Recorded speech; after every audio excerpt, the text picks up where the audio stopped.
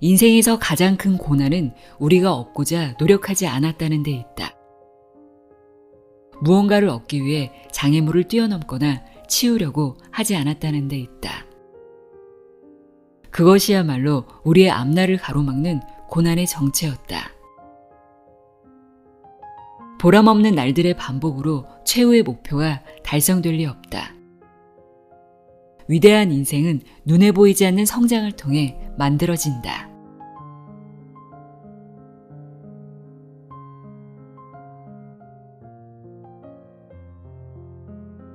안녕하세요. 나의 소리책 갈피 소리내어 읽다입니다. 인생의 진리를 담은 짧은 글이나 격언, 잠언을 아포리즘이라고 하죠. 오늘 소개해드릴 책은 쇼펜하우어의 아포리즘, 당신의 인생이 왜 힘들지 않아야 한다고 생각하십니까? 입니다. 독일의 철학자 쇼펜하우어는 니체의 철학과 헤세의 문학, 프로이트와 카를 융의 심리학에 지대한 영향을 끼친 인물로 알려져 있는데요. 그는 평생 동안 11권의 책을 썼고 그중 생전에 출판된 저서는 8권이라고 합니다. 괴테를 비롯한 수많은 사람과 편지를 주고받았고 10,000페이지가 넘도록 일기를 거의 하루도 빼놓지 않고 썼다고 하는데요. 이 책은 그의 책과 편지, 일기에서 삶에 대한 통찰이 담긴 인생 조언을 모아서 엮은 책입니다. 쇼펜하우어를 염세주의 철학자라고 하는데요. 그의 언어가 날카롭고 독하긴 하지만 세상을 바라보는 시선이 부정적이거나 비관적이라기보다 지나치게 현실적이라고 느껴졌습니다. 오히려 그의 말에서 많은 위안과 힘을 얻을 수 있었는데요. 쇼펜하우어는 인생은 고통이며 고통은 집착에서 비롯되고 따라서 집착을 버려야 고통에서 벗어날 수 있다고 말합니다. 그의 철학은 행복해지고 싶다는 생각에 갇혀 오히려 불행하게 사는 현대인들에게 어떻게 살아야 진정으로 행복해질 수 있는지 알려줍니다. 그가 세상을 떠난 지 150년의 시간이 흘렀지만 우리는 오늘날까지 그를 기억하고 그가 남긴 글에서 인생의 해답을 찾으려고 하는데요. 그 이유는 무엇일까요? 쇼펜하우어를 알고 있는 사람도 알지 못했던 사람도 이 책을 읽는 순간 그 답을 찾을 수 있을 겁니다. 당신의 인생이 왜 힘들지 않아야 한다고 생각하십니까? 내용의 일부를 읽어드립니다. 옛 철학자의 날카로운 언어 속에서 인생의 진리를 찾아보는 시간 되시길 바랍니다. 귀 기울여 들어보세요. 세상의 모든 지혜를 읽어드리는 소리내어 읽다. 구독과 좋아요, 공유는 큰 힘이 됩니다.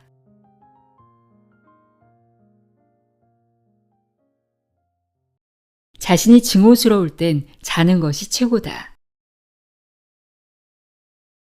하루를 마치고 차분히 반성하는 시간을 갖는다. 지나간 하루를 돌아보며 반성하는 시간 속에서 얻어지는 감정은 나의 무능과 타인에 대한 분노, 결국 또다시 우울해진다. 나의 한계에 분노하고 타인에 대한 원망으로 불쾌감이 치솟는다. 그 마음이 나를 어둠 속에 갇히게 한다. 모든 원인은 피로 때문이다. 삶에 지쳐버렸을 땐 냉정한 반성이 불가능하다.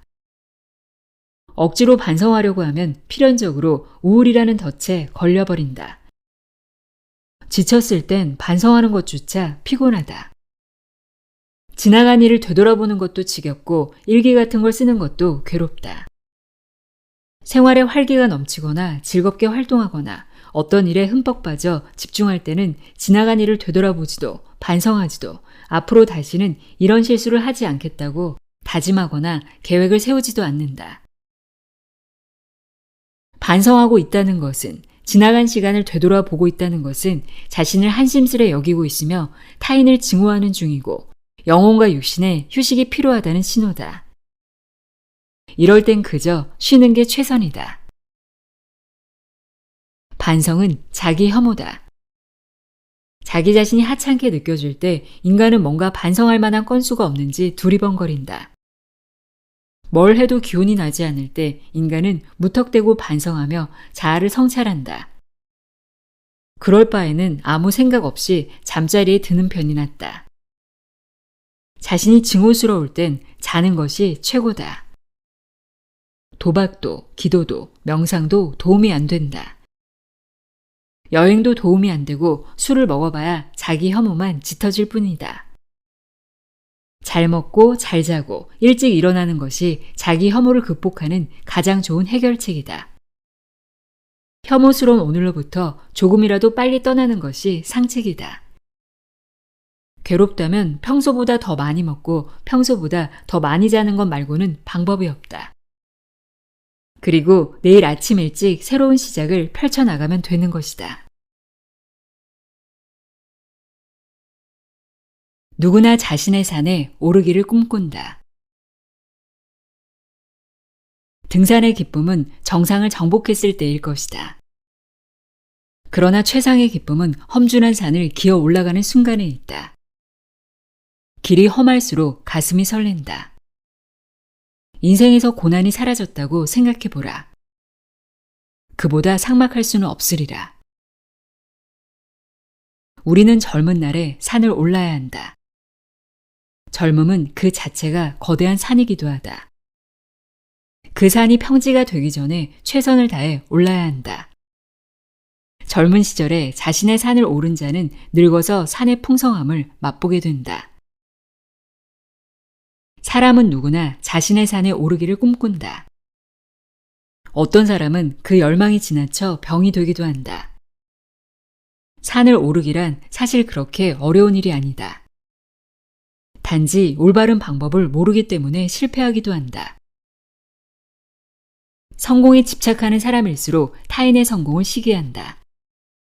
시기 끝에 헛소문을 퍼뜨리고 중상모략을 시작한다. 이런 방법으로는 절대로 그보다 빨리 산 정상에 도달하지 못한다.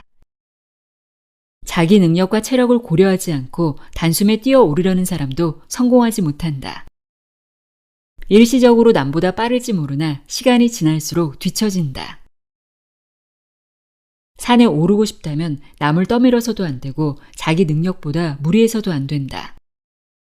정상을 바라보며 한눈 팔지 말고 묵묵히 걸음을 옮겨야 한다. 너무나 평범한 방법이지만 이것이 산을 무사히 정복하는 최고의 방법이다. 인생이 고달파지는 까닭은 경제적 성공이 행복의 근본 요소라고 믿었기 때문이다. 성공이라는 감정이 인생을 즐기는 데 도움이 된다는 것을 나는 부정하지 않는다.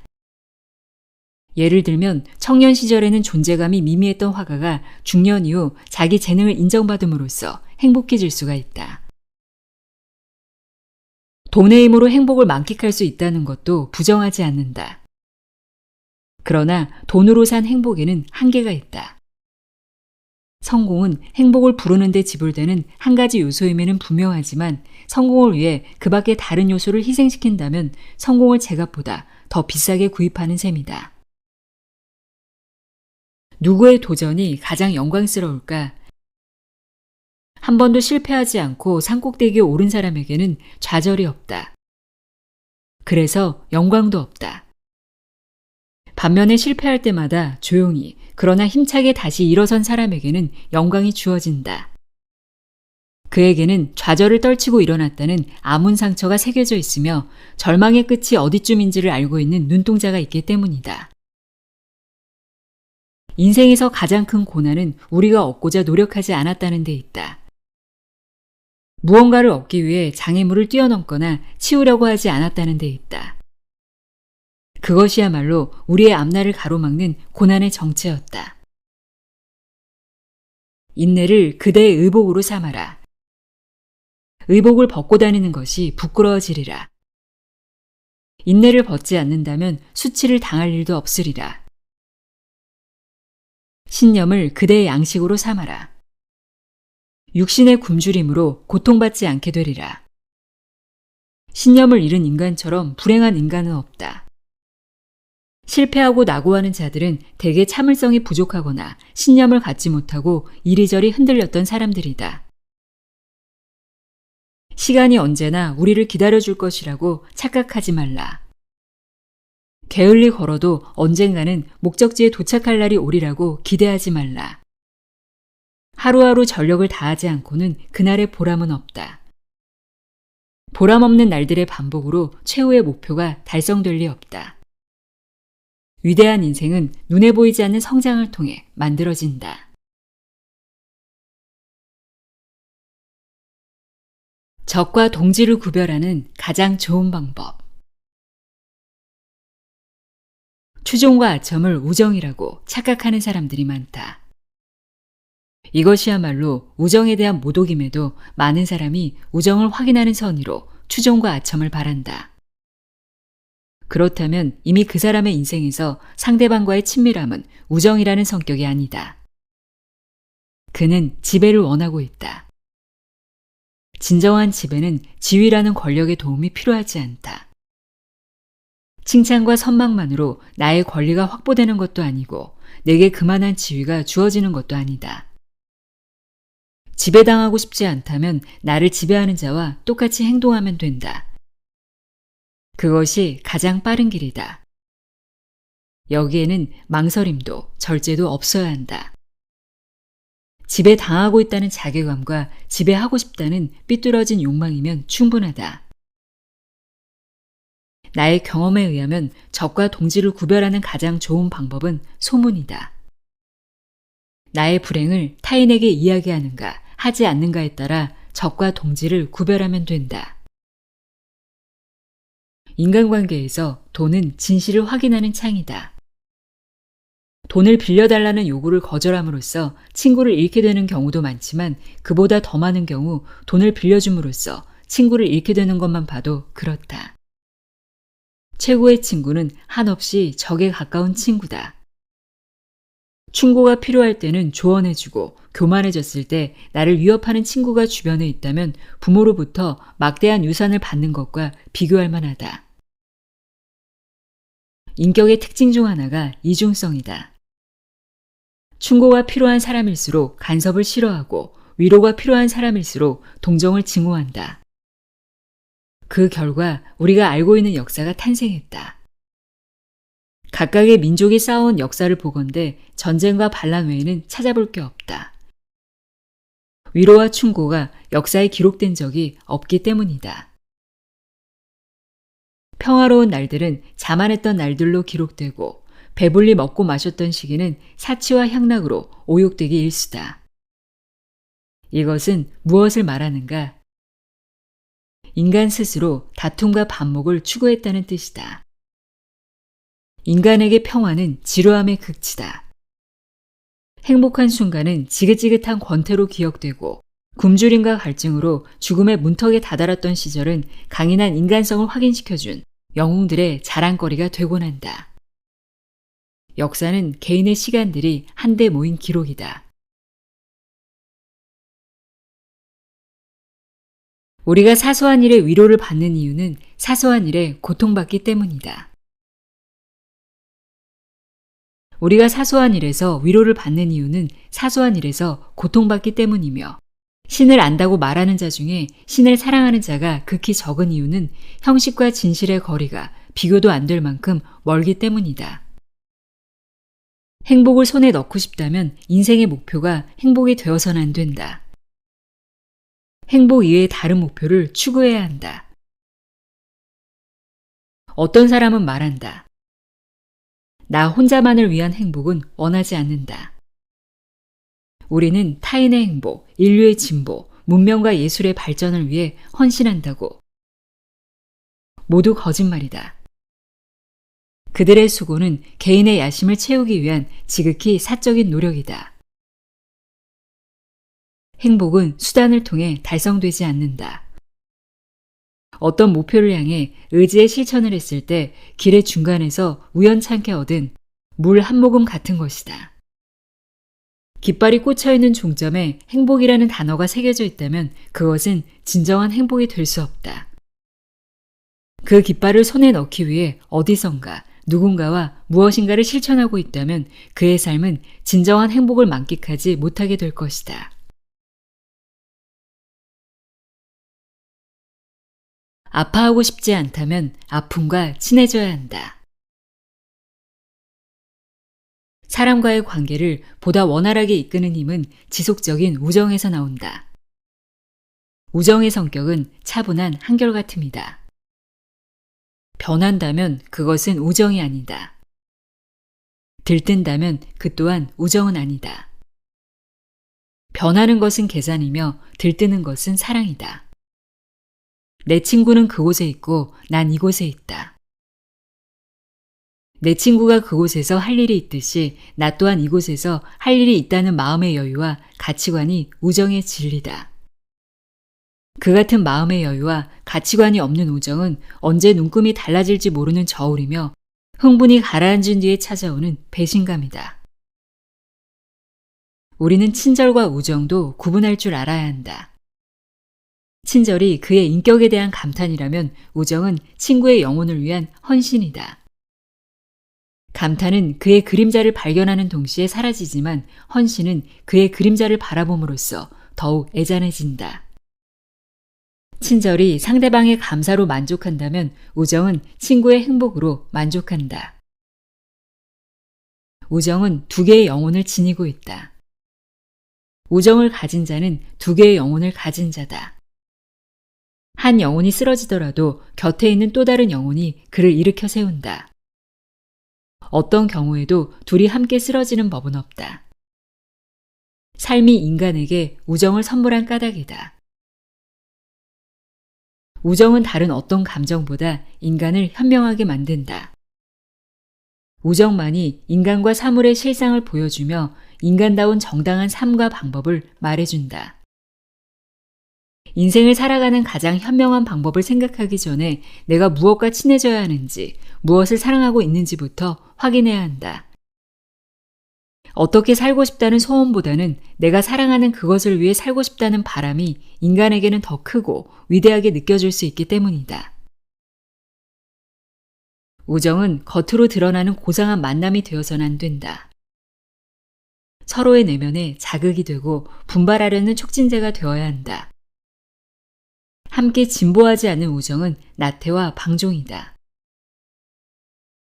내적인 진보는 강렬한 영혼의 동요로부터 시작된다. 우정은 친구의 영혼을 깨우는 자명종이다.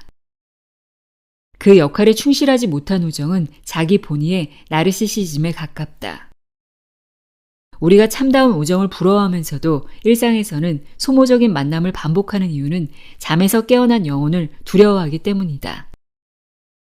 긴 잠에서 깨어난 나의 영혼이 무지와 무감각과 게으름으로 얼룩진 나 자신을 보고 절망할까봐 두려운 것이다. 인생이 당신에게 축복으로 남기를 소망한다면 당신이 먼저 인생을 사랑해야 한다. 친해지고 싶다면 당신이 먼저 다가가서 마음을 보여줘야 한다. 아파하고 싶지 않다면 아픔과 친해져야 한다. 나를 사랑한다면 내 영혼이 바라는 나의 모습과 친해져야 한다.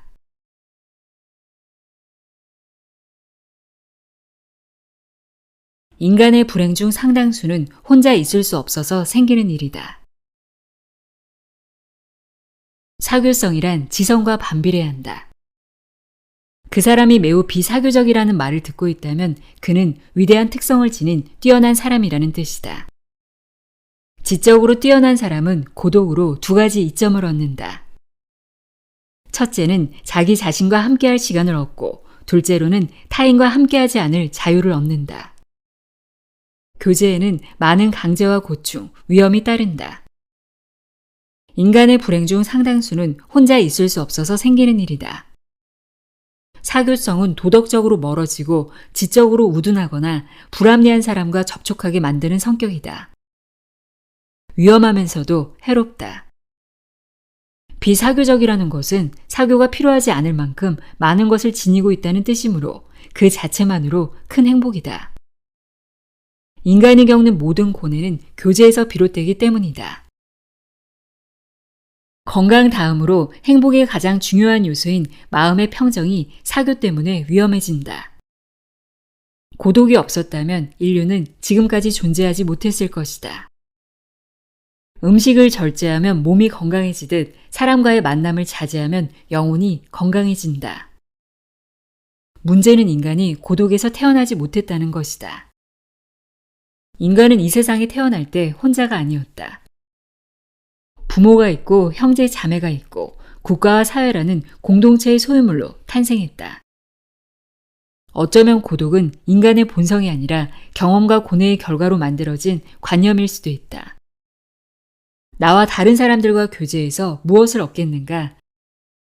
사람들과 어울리려면 자신의 본성이 깃든 가장 저급하고 비열한 부분, 즉 일상적이고 비속하며 천박한 부분을 매개로 끄집어낼 수밖에 없다.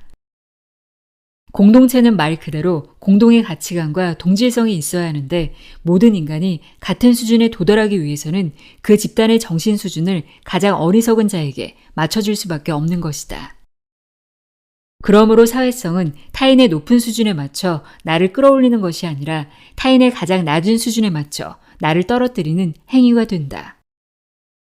공동체를 존속하는 가장 편리한 방법은 저급한 인격을 고상한 인격으로 교육하기보다는 고상한 인격이 저급한 인격을 흉내내게 만드는 것이다. 고립과 고독은 아마도 이런 사회 구성에 질려버린 인간의 영혼이 살기 위해 창안한 고급스러운 감정일지도 모른다.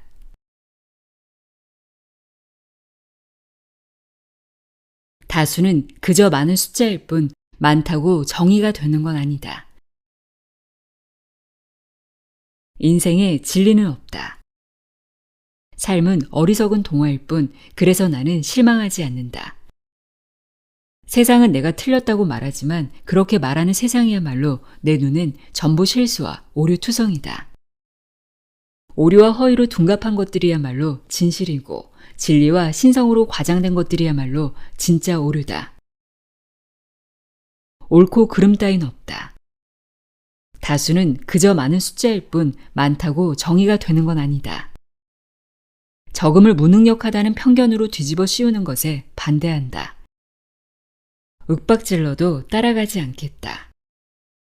그것이 도덕이라고 외쳐도 듣지 않겠다. 여기가 내 한계라고 한다면 한계라는 사물을 결정하는 건 오직 나의 인식뿐이라고 가르쳐 줄 테다. 나는 내가 모른다는 것을 안다고 말하지 않겠다. 물론 나는 내가 모른다는 것을 안다. 하지만 모를 것도 없다. 인간은 결국 자기 자신만을 체험할 뿐이니까. 나는 한 가지 사실만 잊지 않을 것이다. 새로운 인생을 창조하기 위해서는 새로운 이름과 새로운 평가, 새로운 개연성이 필요하다는 것. 이 모든 것이 내 안에 있다.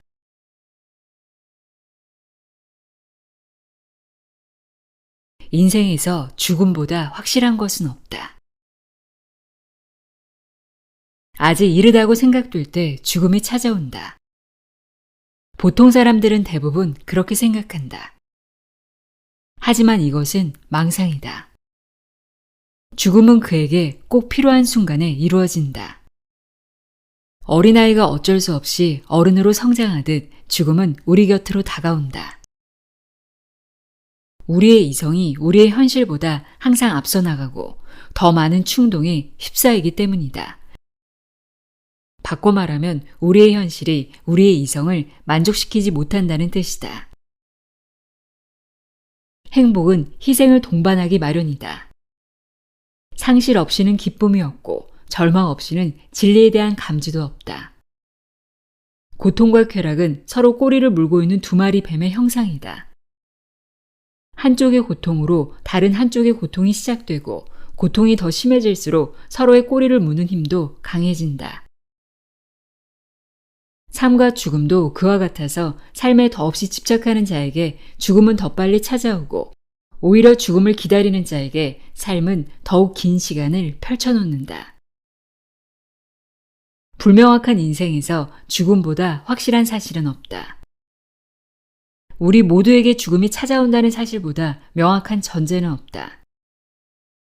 죽음 앞에 놓인 인간의 운명은 오늘이 가고 내일이 올 것이라는 당연한 사실보다 해가 지면 어둠이 찾아온다는 눈으로 목격한 사실보다 겨울이 가면 따뜻한 봄날이 시작되리라는 부푼 기대보다 더욱 명확한 진실이다.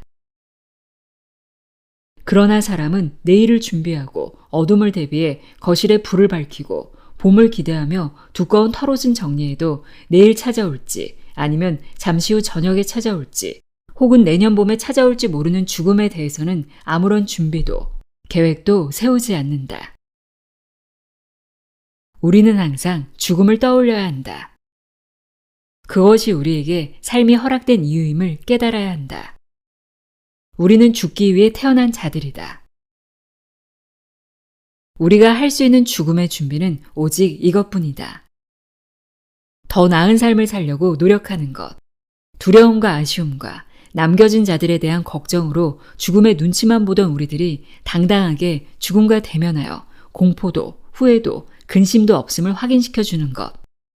보다 나은 삶이 우리를 죽음으로부터 지켜주는 유일한 보호막임을 기억해야 한다.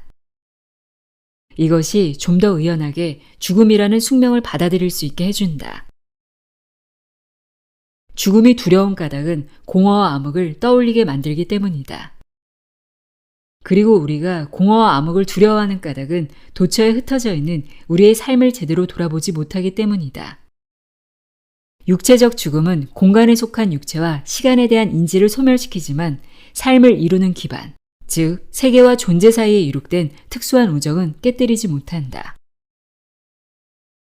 그러므로 우리는 죽음이 우리에게 선물한 고통에 감사해야 한다. 고통을 알지 못하는 자에게 이성은 쓸모가 없다. 고통은 인간을 포함한 모든 생명체가 걸어가야 할 필수 과정이다. 절대로 사라질 리 없는 유일한 길이다. 그 끝에 죽음이 있다. 죽음이야말로 우리를 완성하는 강력한 본성인 것이다.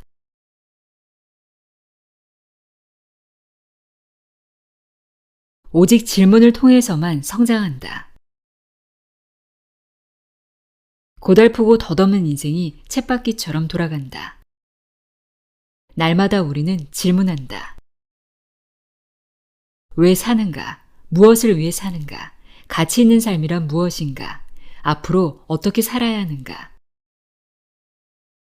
인간은 질문을 통해 살아가는 이유와 목적, 그 속에서 얻어지는 의미와 가치를 추구한다. 철학이란 인간이 살아가는 이유와 그 이유를 실현하기 위해 무엇을 해야 하는가에 대한 질문이다. 궁극적인 목표를 위해 어떻게 행동할 것인지를, 그 전에 궁극적인 목표가 과연 무엇인지를 자신에게 묻고 답을 내리는 모든 행위가 철학이다.